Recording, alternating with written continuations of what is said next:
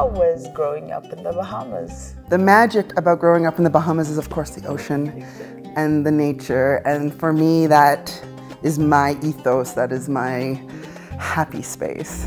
You being a marine biologist. I had my very first job working on a snorkel boat. So tourists would come and then I would give them the mask and the fin and the snorkel and take them guided, snorkeling on the coral reefs. And as a 13, 14-year-old, I was like, this is the best job in the world. Good. I'm getting paid to be in the water. Becca, I'm gonna be a marine biologist. Most people, when they see them for the first time, they think they're colorful rocks.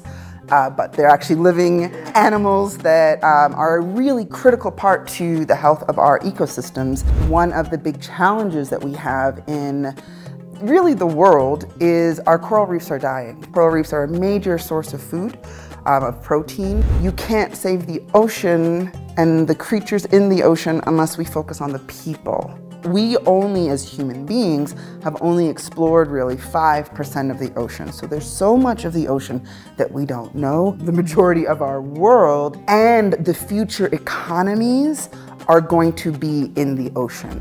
Because of our complex colonial history in the Caribbean, many of us don't swim. We live on islands, we're surrounded by water, but we have very complex relationships with it. Ocean has never really been seen as a space for Black people. I train community members to become what we call certified community marine scientists, which is an access point into the research economy, the knowledge economy. The fish in the sea, the coral reefs, are tied intricately to every single aspect of our life, not to mention the amount of medication that comes from understanding the genetic material in the ocean. You came to Ethiopia and now you're learning about Ethiopia. I started learning Amharic.